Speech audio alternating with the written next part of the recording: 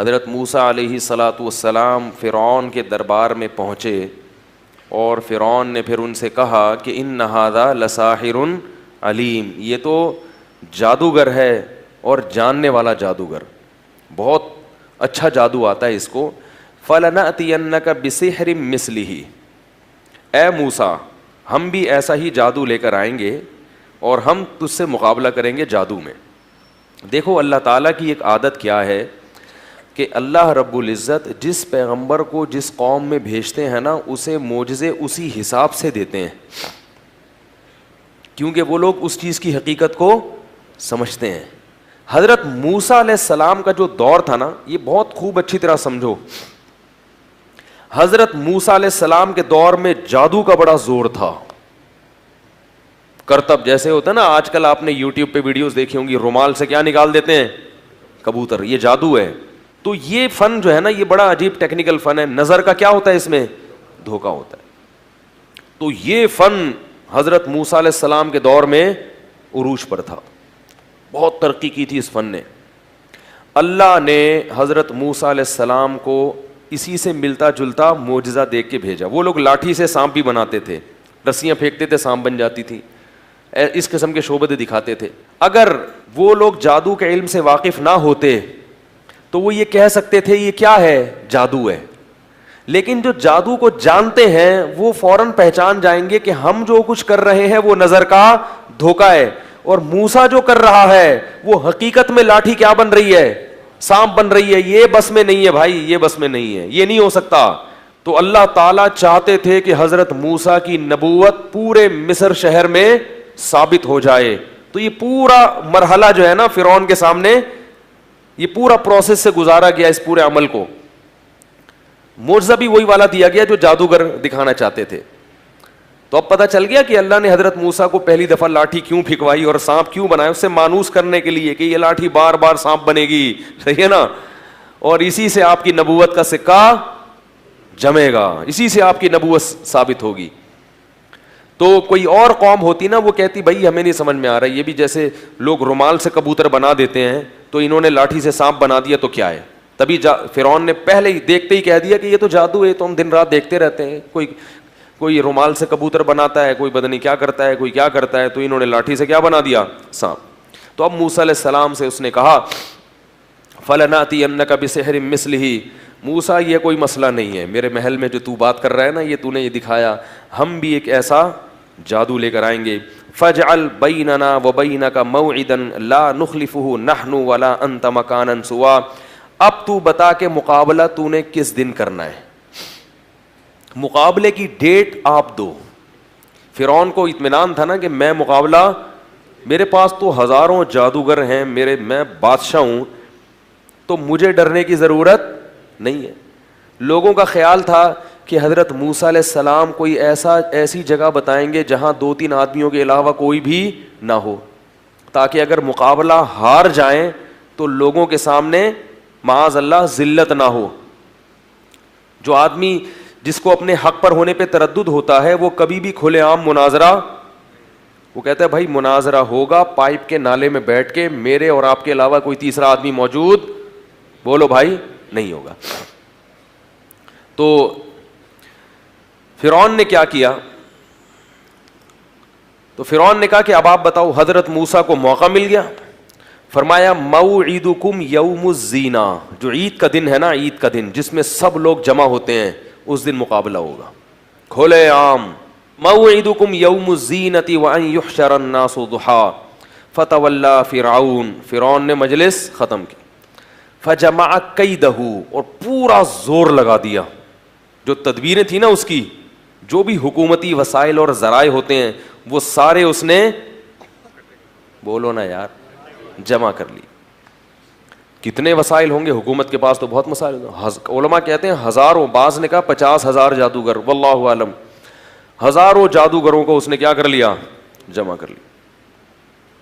اور فرعون نے حضرت موسیٰ سے یہ بھی کہا لا نخلفہ نحن ولا انتا، دیکھو وقت پہ وعدہ خلافی نہ ہم نے کرنی ہے اور نہ آپ نے. تو موسیٰ علیہ الصلاۃ والسلام جو تھے وہ پہنچ گئے حضرت ہارون کو لے کے. ادھر 2 آدمی ہیں، حضرت موسیٰ اور ہارون، اور ادھر ہزاروں جادوگر. اور فرعون اس خوش فہمی میں کہ ابھی یہ دونوں کیا کریں گے، ان ہزاروں جادوگروں سے مقابلہ ہار جائیں گے. قرآن کے الفاظ دیکھیں، موسیٰ علیہ السلام نے پہلے ان جادوگروں کو تبلیغ کی، وہ ہزاروں کھڑے ہوئے ہیں نا، اور لوگ پورا مصر جمع ہوا ہے تماشائی بن کے. اللہ جب اپنے دین کو غالب کرنا چاہتے ہیں نا تو اس کی پرچار کا اس طریقے سے انتظام کرتے ہیں. ہزاروں جادوگر جمع، اور پورا مصر جو بھی اسٹیڈیم ہوگا ان کا، یا کوئی بھی جہاں ان کے وہ جو زینت کا دن تھا نا جہاں وہ نمائشیں کیا کرتے تھے، تو اس میں ظاہر ہے کوئی انہوں نے بیٹھک بنائی ہوگی جہاں سب لوگ یہ جو ہے نا اس طرح کے مقابلے دیکھا کریں. تو موسیٰ علیہ السلام نے ان جادوگروں کو تبلیغ کی، وَيْلَكُمْ لَا تَفْتَرُوا عَلَى اللَّهِ كَذِبًا، تم تباہ ہو جاؤ، تم اللہ پہ جھوٹ مت باندھو، میں اللہ کا نبی ہوں، میرے مقابلے میں مت آؤ. فَيُسْحِتَكُمْ بِعَذَابٍ، اگر تم نے مجھ سے مقابلہ کیا تو کہیں ایسا نہ ہو کہ اللہ تمہیں عذاب میں ہلاک کر دے. حضرت موسیٰ کو پتا تھا نا کہ میں اللہ کا نبی ہوں، مجھ سے مقابلے میں کہیں ایسا نہ ہو کہ اللہ کا تم پر عذاب آ جائے. قرآن کہتا ہے فَتَنَازَعُوا أَمْرَهُمْ بَيْنَهُمْ، آپس میں جادوگروں میں اختلاف ہو گیا، کیونکہ ڈر تو ان کو بھی لگ رہا تھا بھائی واقعی اللہ کے پیغمبر نہ ہو، کیونکہ پیغمبروں کا سلسلے تو چل رہے تھے نا ہمیشہ سے، کوئی آخری نبی تو نہیں آیا تھا، کسی نبی نے نہیں کہا تھا کہ میں آخری نبی ہوں، تو امکان تو تھا کہ پیغمبر ہوں. قرآن میں یہ بھی ہے کہ جادوگروں نے فرعون سے پیشگی یہ کہا کہ یہ مقابلہ جیتنے پہ ہمیں ملے گا کیا، یعنی فری میں ہم سے ایسا مقابلہ کرا رہے ہو، کچھ ملے گا بھی؟ فرعون نے کہا اجر تو الگ ملے گا، پیسے تو الگ ملیں گے، وَإِنَّكُمْ لَمِنَ الْمُقَرَّبِينَ، میرے دربار میں خصوصی نشستیں ملیں گی. اگلا ٹکٹ کس کا ہوگا الیکشن میں؟ الیکشن نہیں ہوتے تو اس زمانے میں، یعنی تمہیں حکومتی عہدے بھی ملیں گے. عہدوں کی لالچ بڑی خراب ہے، تو پیسے بھی ملیں گے اور ساتھ ساتھ میرا قرب بھی ملے گا. اس سے پتہ چلتا ہے کہ فرعون کس قدر مصیبت میں تھا اور کتنا زیادہ چاہتا تھا کہ میرے موسیٰ علیہ السلام یہ مقابلہ ہار جائیں. کیسا زور لگا رہا تھا، لالچ بھی دے رہا ہے اور عہدوں کی آفر بھی دے رہا ہے. تو قرآن کہہ رہا ہے فَتَنَازَعُوا أَمْرَهُمْ بَيْنَهُمْ وَأَسَرُّوا النَّجْوَىٰ، چپکے سے سرگوشیاں کی اور آپس میں اختلاف پڑ گیا، یار کہیں ایسا نہ ہو کہ لینے کے دینے پڑ جائیں. پھر انہوں نے فیصلہ یہ کیا کہ اگر ہم اس طرح سے آپس میں اختلاف کریں گے تو مقابلہ نہیں کر سکتے، کمزور آدمی، کنفیوز آدمی مقابلہ نہیں کر سکتا. ان ہذانی لساحرانی یریدانی ان یخرجاکم من ارضکم بسحرہما، سب نے مل کے بیک زبان ہو کے کہا کہ یہ دونوں پکے جادوگر ہیں. لساحران لام تاکید کے لیے، اس میں کنفیوز ہونے کی ضرورت نہیں ہے. کنفیوز ہو گئے تو مقابلہ کیسے کرو گے؟ لساحرانی یریدانی، اور یہ چاہتے ہیں کہ تمہیں جادو کے زور سے تمہارے ملک سے نکال دیں. فَأَجْمِعُوا كَيْدَكُمْ، مل کے ایک تدبیر کرو، ہماری صفوں میں اختلاف بولو بھائی نہیں ہونا چاہیے. ایسا نہیں کہ کوئی جادو دکھا رہے کوئی نہیں دکھا رہے، اس سے معاملہ خراب ہو جائے گا. فَأَجْمِعُوا كَيْدَكُمْ ثُمَّ أَتُوا صَفًّا، اور صف بستہ ہو کے ایک ہی وار کر دو موسیٰ کے اوپر، ایک ہی وار پھینکو سب مل کے، کیونکہ اکٹھے حملہ کرنے میں کیا ہوتا ہے بولو بھائی؟ نقصان ہوتا ہے. پھر جب مقابلے کے لیے کھڑے ہوئے اور سب نے فیصلہ کر لیا کہ بھائی یقین کر لو کہ یہ کیا ہے، یہ بھی اللہ کی طرف سے تھا نا، اللہ دکھانا چاہ رہے تھے. اگر مقابلے سے ہی فرار ہو جاتے تو یہ منظر کہاں نظر آتا. اب کیا کہتے ہیں، قالوا یا موسیٰ اما ان تلقی و اما ان نکون اول من القا. یہ مقابلے کا نا ایک اسٹائل ہوتا ہے سامنے والے پہ بھرم ڈالنے کے لیے. اے موسیٰ تو نے پہل کرنی ہے یا ہم کریں، بتا بھائی. ٹھیک ہے، دیکھو دو ٹیمیں جب میدان میں اتریں، ٹاس ہوتی ہے نا کہ بیٹنگ پہلے کون کرے گا، لیکن ایک ٹیم کو اتنا کانفیڈنس ہے کہ ہم جیتیں گے، اور وہ سامنے والے پہ کو بھرم میں لینا چاہتی ہے، بھرم ڈالنا چاہتی ہے کہ بھئی آپ اتنے کمزور ہو تو کہیں آپ کی مرضی، آپ بیٹنگ خود پہلے کرو یا ہمیں کرنے دو، ہارنا تو آپ نہیں ہے. ٹھیک ہے نا، لہذا ہم آپ کو اختیار دے رہے ہیں کہ پہلے آپ بیٹنگ کر لو یا پہلے ہم بیٹنگ کر لیں. تو ٹاس کرنے کی ضرورت نہیں ہے. تو یہ اسٹائل تھا جادوگروں کا. اس کا مقصد حضرت موسیٰ پہ روب ڈالنا کہ ہمیں اتنا کانفیڈنس ہے کہ آپ پہلے حملہ کرو یا ہم حملہ کریں، جیتنا کس نے ہے؟ ہم نہیں جیتنا ہے. قالوا یا موسیٰ، اے موسیٰ اما ان تلقیا وَإِمَّا أَن نَّكُونَ أَوَّلَ مَنْ أَلْقَىٰ, تو انہیں اپنا جادو دکھانا ہے یا ہم پہلے اپنا ہنر دکھائیں. حضرت موسیٰ کو تو پتہ ہی نہیں تھا کرنا کیا ہے, ان کو تھوڑی پتا تھا کہ میری لاٹھی سانپ بنے گی, کچھ بھی نہیں پتا تھا کہ ہوگا کیا. وہ تو اللہ کے حکم سے آ کے میدان میں کھڑے ہو گئے. ان کو تو جادو آتا نہیں تھا کہ وہ جادو کروں گا جادو سے, وہ تو کھڑے ہوئے کہ میں تو اللہ کی وحی کا کیا کروں گا. یہ یاد رکھو, حضرت موسیٰ کو اختیار نہیں تھا کہ وہ لاٹھی کو سانپ بنا دیتے, یہ اختیار نہیں تھا. تبھی ہر دفعہ اللہ کے حکم کا انتظار کرتے کہ اب کیا کرنا ہے. جب اللہ نے کہا لاٹھی سمندر پہ مارو تو سمندر پہ مار دی, جب کہا پتھر پہ مارو تو پتھر پہ مار دی, جب کہا زمین پہ پھینک دو تو زمین پہ پھینک دی. تو حضرت موسیٰ علیہ السلام نے کیا کہنا تھا, انہوں نے فرمایا کہ القو, تم ہی دکھاؤ بھائی, جو تم نے کرنا ہے وہ تم دکھاؤ.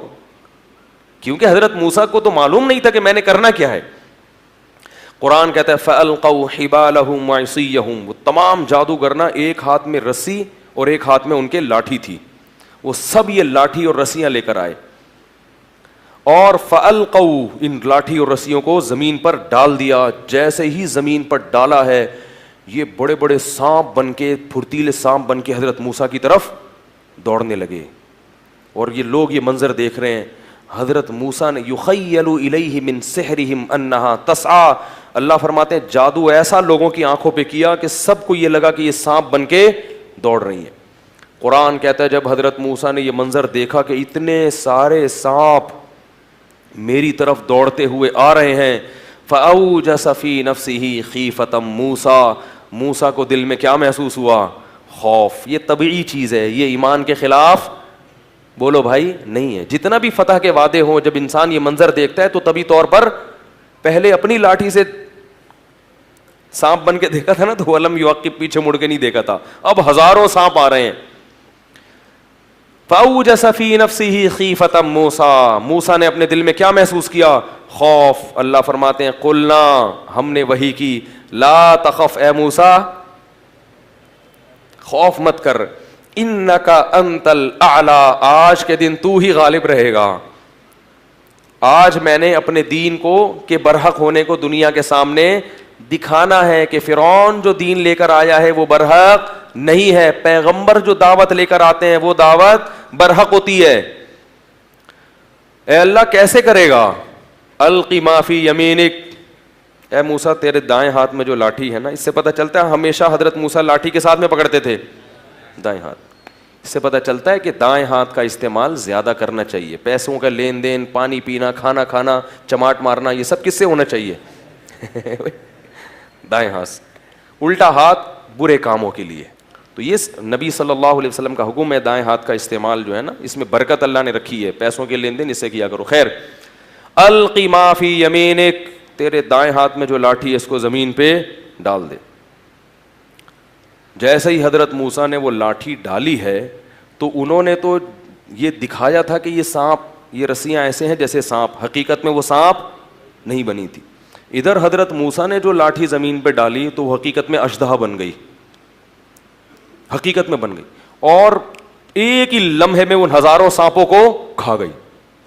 قرآن کے الفاظ دیکھیں, فَأُلْقِيَ السَّحَرَةُ سُجَّدًا, جتنے جادوگر تھے سارے کے سارے لاشعوری طور پر سجدے میں ڈال دیے گئے. نہیں آ رہی بات سمجھ میں, یہ بلاغت ہے قرآن کی. کیا مطلب, مقابلہ کرنے سے پہلے تو کیا کر رہے تھے, مشورہ کہ بھائی یہ دیکھیں سچا نہ ہو, جھوٹا نہ ہو.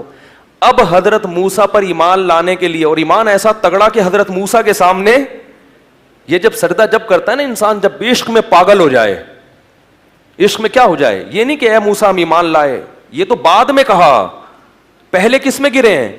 یہ بالکل ایک ایسی اندر کی کیفیت ہوتی ہے کہ جب انسان کسی کے عشق میں پاگل ہو جائے نا, بالکل اس کو یقین کر لے کہ یہ سچا ہے اور یہ بہت بزرگ و برتر ہے, تو انسان اپنے جسم کے سے جو ہے نا پہلے ثابت کرتا ہے, زبان کا استعمال بعد میں. تو قرآن کے الفاظ ہیں کہ حالانکہ پہلے مشورہ کر رہے تھے مگر اب مشورہ آپس میں نہیں کیا, ایسے دھڑام سے سجدے میں گرے ہیں کہ گویا ان کو کسی طاقت نے گرا دیا ہے, یعنی ارادہ بھی نہیں کیا. اس کو کہتے ہیں نا کہ آپ بعض دفعہ لاشعوری طور پر کسی چیز سے اتنے متاثر ہو جاتے ہیں کہ اس کے لیے آپ کو سوچنا نہیں پڑتا, بغیر سوچے وہ کام ہو جاتا ہے. اتنا متاثر ہو گئے حضرت موسیٰ سے کہ بھئی یہ تو سچا نبی ہے, یہ کیسے انہوں نے لاٹھی کو اژدہا بنا دیا, یہ تو ممکن ہی نہیں ہے. تو اب سوچنا نہیں پڑا, دھڑام سے سب کے سب ایک دم حضرت موسیٰ کے سامنے سجدے میں گر گئے, مشورہ نہیں کر رہے, ہر شخص گر گیا سجدے میں. اور پھر سب نے بیک زبان ہو کر کہا آمنا برب موسیٰ, ہم سب ایمان لائے برب العالمین, اس رب پر جو تمام جہانوں کا پالنے والا ہے, اور موسیٰ اور ہارون کے رب پہ ہم ایمان لے کر آئے. یہ منظر انہوں نے اپنی آنکھوں سے دیکھا, ان کو یقین ہو گیا کہ یہ جھوٹا پیغمبر یہ نہیں ہے, یہ جادوگر نہیں ہے, ناممکن ہے, آج تک کسی نے لاٹھی کو حقیقی معنوں میں سانپ نہیں بنایا. سارے ایک دم سجدے میں گر گئے. فرعون یہ منظر دیکھ رہا ہے اور کہہ رہے یہ تو لینے کے دینے پڑ گئے. جن کو مقابلے کے لیے لایا تھا وہی نہ صرف یہ کہ زبان سے کہہ رہے ہیں کہ یہ جادوگر نہیں ہے, نہیں جادوگر یہ کہہ سکتے تھے نا کہ یہ جادوگر نہیں ہے, بس یہ تو اگلا اسٹیپ ہے کہ یہ نبی ہے, پھر یہ اس سے اگلا اسٹیپ ہے کہ ہم ایمان لائے, اس سے بھی اگلا اسٹیپ ہے کہ کیا اس کے سامنے سجدے میں گر جاؤ. جو آخری انتہا تھی اس سے جادوگروں نے اپنے عمل کو اور اپنے ایمان کو شروع کیا. فرعون نے کیا منادی کی, اس نے لوگوں سے کہا کہ یہ دونوں پہلے سے پلان کر کے آئے تھے, یہ پری پلان ہے. یہ کیا ہے؟ ان جادوگروں نے موسیٰ اور ہارون کے ساتھ مل کے نورا کشتی کا پروگرام بنایا ہوا تھا کہ یہ بڑا جادوگر ہے اور یہ کیا ہیں, چھوٹے جادوگر ہیں, اور ان کا پہلے سے پلان یہ تھا کہ آپس میں ہم مقابلہ کریں گے, تم ہار جانا ہم جیت جائیں گے, جس سے آپ کا برحق ہونا ثابت ہوگا, پھر ہم مل کے فرعون کو اس کے مصر سے نکال دیں گے. یہ کس کے الفاظ ہیں؟ فرعون کے, کہ یہ سب موسیٰ کے سکھائے ہوئے ہیں اور آپس میں پہلے سے کیا کیا ہوا تھا, انہوں نے پلان کیا ہوا تھا. اللہ نے اس الزام کو بھی جادوگروں سے بری کر دیا. فرعون نے کیا کہا کہ یہ حکومت چاہتے ہیں جادوگر نا, موسیٰ کے ساتھ مل کے میری حکومت پہ قبضہ کریں گے. تو فرعون نے ان جادوگروں کو دھمکی دی, لأقطعن ایدیکم وارجلکم من خلاف, میں تمہارے ہاتھ پاؤں مخالف سمت پہ کاٹ کے تمہیں سولی پہ لٹکا دوں گا. تو اب اگر وہ جادوگر ذرا سی حکومت کی لالچ میں یہ کام کر رہے ہوتے تو وہ فوراً کہتے نا کہ بھئی ہمارا تو مقصد کیا تھا, گورنمنٹ پہ قبضہ کرنا, اور ادھر تو 24 گھنٹے کے اندر اندر فرعون کیا کہہ رہے ہیں, لاشیں کاٹ کے لٹکا دوں گا. تو جادوگروں نے کہا کہ انما تقضی هذه فقضی ما انت قاض, اے فرعون تو جو کر سکتا ہے وہ کر لے.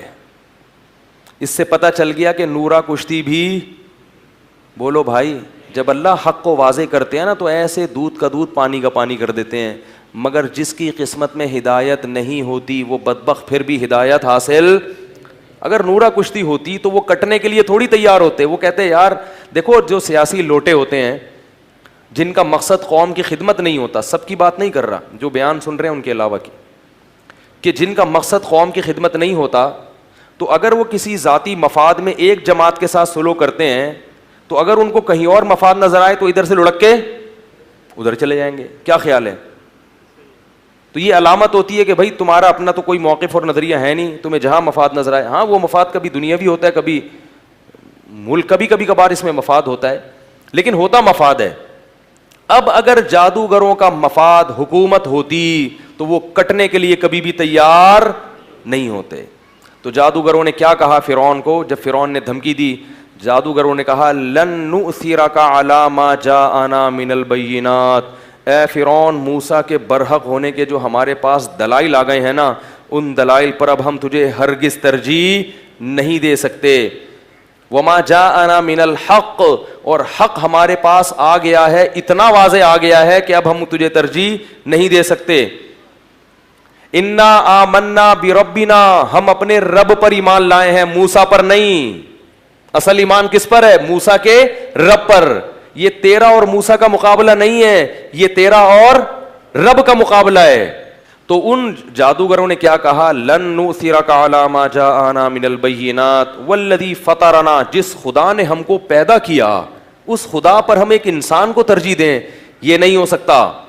اور آگے جواب میں کیا کہہ رہے ہیں کہ انا آمنا بربنا, ہم اپنے رب پر ایمان لائے ہیں لیغفر لنا خطایانا, تاکہ ہم نے جو پیغمبر سے مقابلہ کیا نا, یہ جو جرم ہوا, اس جرم کو وہ کیا کر دے گا, معاف. یہ تو بہت بڑا جرم کیا ہم نے, لیکن ہمیں پتہ چلا ہے کہ ایمان پچھلے سب گناہوں کو ختم کر دے. تو اتنا بڑا پروٹوکول مل رہا ہے, اتنے فائدے مل رہے ہیں, اس کو چھوڑ کے ہم تجھ پر ایمان لے کر آئیں.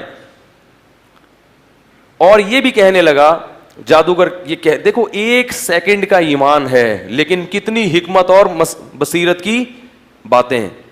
اور یہ بھی کہنے لگا, جادوگر کہنے لگے انما تقضی ہذہ الحیات الدنیا, فرعون تو یہاں ہمیں عذاب دے گا نا, تو یہاں کا عذاب بڑے سے بڑا کیا ہو سکتا ہے, آگ میں ڈال دے گا, مر جائیں گے, ختم ہو جائیں گے, کاٹ کے لٹکا دے گا, مر جائیں گے, ختم ہو جائیں گے. لیکن ہم جس رب پر ایمان لائے ہیں نا, وہ ہمیں کیا دے گا, انا آمنا بربنا لیغفر لنا خطایانا وما اکرہتنا علیہ من السحر. اور آگے کہا واللہ خیر وابقا, اللہ جو انعام دے گا وہ تیرے انعام سے بھی بڑھ کر, اور تیرا انعام اگر کتنا ہی زیادہ ہو کچھ دنوں میں ختم ہو جائے گا. اللہ جو انعام دے گا وہ ختم ہونے والا, یعنی اللہ اگر تجھ سے کم درجے کا انعام بھی دے رہا ہوتا تو بھی وہ اس قابل تھا کہ اس کو لیا جائے. کیا خیال ہے بھائی, کیونکہ وہ تو ہمیشہ رہے گا, جبکہ اللہ ہمیشہ کا انعام بھی دے رہا ہے اور وہ کوانٹٹی اور کوالٹی میں تیرے انعام سے زیادہ بھی ہے. تو ہم بیوقوف ہیں جو تجھ پر ایمان لائیں. دیکھو یہ جادوگروں کی بات اللہ کیوں نقل کر رہے ہیں, یہ ہمیں سبق دیا جا رہا ہے. جب بھی انسان اللہ کی نافرمانی کرتا ہے تو دنیا کے تھوڑے سے مزے کو, جو تھوڑا بھی ہے اور ختم ہونے والا بھی ہے, آخرت کے ان مزوں پر ترجیح دے رہا ہے جو زیادہ بھی ہیں اور ہمیشہ رہنے والی بھی ہیں. تو یہ صرف جادوگروں کی بات نہیں ہے, جو بھی اس نہج سے ہٹے گا وہ فرعون ہی کے راستے پہ چلے گا. اور پھر جادوگر یہ بھی کہنے لگے انہ من یأتی ربہ مجرما, اے فرعون یہ بات سن لے کہ جو بھی قیامت کے دن اللہ کے سامنے مجرم بن کے آئے گا, کیونکہ اب تو موسیٰ علیہ السلام سے انہوں نے سن لیا نا کہ ایمان کے بغیر کوئی جنت میں نہیں جا سکتا. فَإِنَّ لَهُ نَارَ جَهَنَّمَ, تو اس کے لیے اللہ نے جہنم کی آگ تیار کر کے رکھی ہے. وَمَن يَعْمَلْ مِنَ الصَّالِحَاتِ وَهُوَ مُؤْمِنٌ, اور جو نیک اعمال کرے گا ایمان کے ساتھ, فَأُولَٰئِكَ لَهُمُ الدَّرَجَاتُ الْعُلَىٰ, تو تو نے کہا تھا نا میں اپنا قرب دوں گا, اونچے مقام دوں گا, 21واں گریڈ دوں گا, 22واں گریڈ دوں گا, تو اللہ نے ایسے لوگوں کے لیے اونچے اونچے درجات رکھے ہوئے ہیں. فرعون نے ان سب کو کیا کر دیا, قتل کر دیا, ہزاروں جادوگروں قتل ہو گئے.